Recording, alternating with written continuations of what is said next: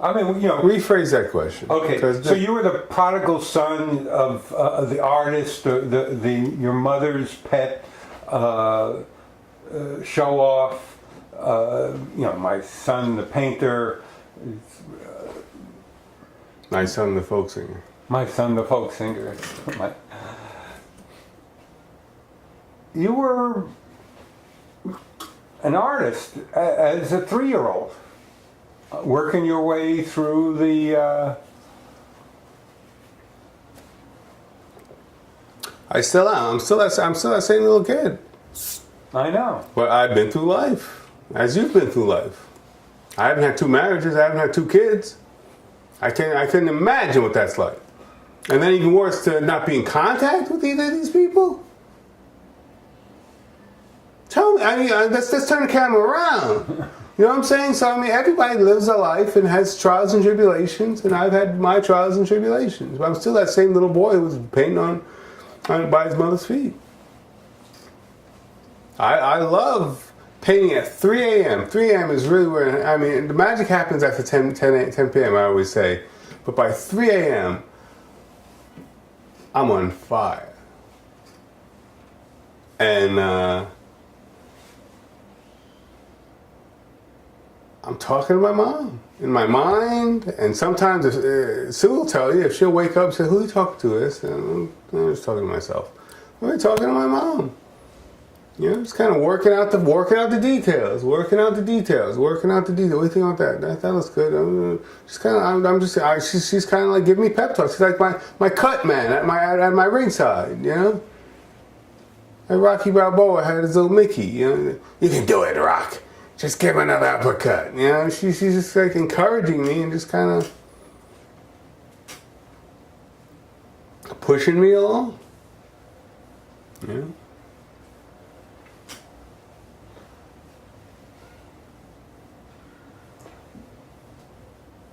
Was that how she was when you were growing up too?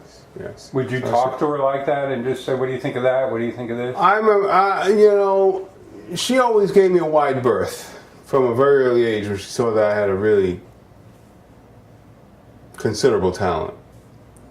But it reached a point when I was like a teenager, when I came back to her, I returned to her and would ask her, I'd show her. First I'd show her finished product, and then I'd show her things in transition, things kind of in progress to get her opinion. And I'm sure if she lived, had the tragic accident not happened, she'd be right by my side, just kind of at every step, because that's kind of where it was going. But for a long time, she just kind of said, okay, let him paint.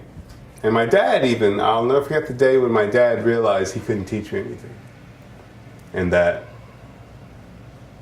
I was an artist of note as a child, if a child could be an artist of note, And he felt kind of slighted because he was kind of like giving me instruction on something that was going up in a library. I got I don't know if you can call it a commission, but I was doing a big mural for a library on poster board, several poster boards put together.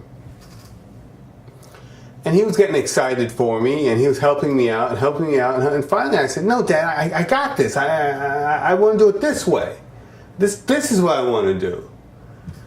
And I remember I said it with at 12, such vehemence that maybe it was his male ego, which was strong in him, and in most men, but also that his 12-year-old son is telling him, step the fuck off. I could feel the tension, without having to look at him and see how hurt he was by this. But I could just feel, oh man, I just crushed my father. But had to be done.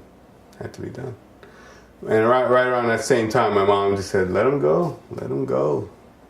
Fly, son, fly. Spread those wings. It's like, you can't be in the nest for too long. The mother's got to throw you out of the nest and see if you'll fly. She just threw me out of the nest and just said, fly. And I flew. And for a little while. But yeah, it wasn't until I was like maybe in my early 20s and going back to school Visual Arts and Art Students League, and doing promotional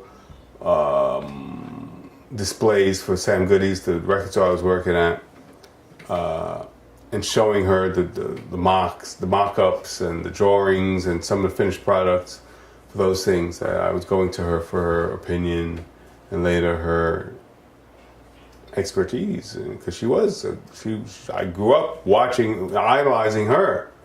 So I really did feel like, even my dad too, he was great too, but I grew up feeling like she knew of what she spoke, so I would always go to her, especially by that time I think my dad had passed away anyway.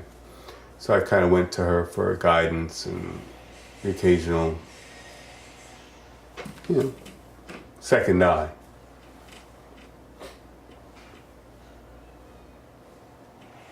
Was she the closest person to you at that time? Of course. Yeah, I shouldn't say of course, no one knows. But yeah, definitely. I mean, I had girlfriends. And when you have a girlfriend, much like when you have a wife, your mother kind of, when are you going to call? So nice of you to call. You didn't call your mother on her dying deathbed. Oh, Did I disturb you? Yeah, kind of. It's, when you discover women and they become your world, you forget about your mother, you forget about your parents, you forget about your family, your siblings and everything, and you just kind of try to create your own new thing. So when I had girlfriends, I kind of pulled away from her a little bit. Not too far, but I check in on her, she check in on me. But you were living at home then? Yeah, but you can live in the same house and not see somebody for days or weeks or months, But I always go downstairs and see how she was doing, or she'd come upstairs and see how I'm doing. Sometimes walking in on me and a naked girlfriend. She's always kind of embarrassing. It's always, I come from the Jewish school of modesty. And you don't want your mother to see you naked fucking another woman. That's just like not done.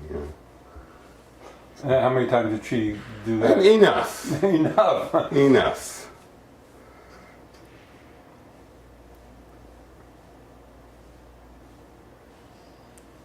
And I remember she would take to certain girlfriends, and if I was seeing another woman, she'd say, "What about so-and-so? What about Carlin? What about Carlin?" Guilting me, which mothers are great at doing. What about Carlin? I had no answer.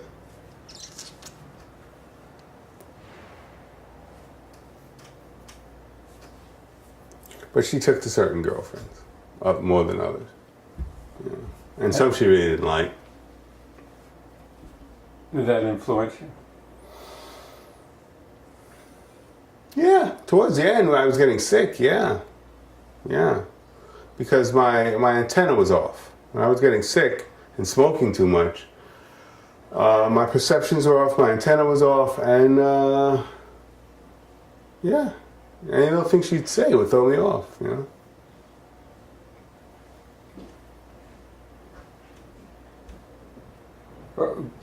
She trying, as she saw you spiraling out of control, did she didn't want to hear that you were having mental issues, or? No, she didn't. She believed in healing oils and cures and herbs and antidotes. And, So whenever the one time I did confront her and say, "Ma, I think I'm going crazy. I think there's something wrong with me mentally." She really got very, very perturbed and very upset, and went to her books and found something off the shelf, got some healing oil and put some healing oil on my head and rubbed it into my scalp. Didn't work, but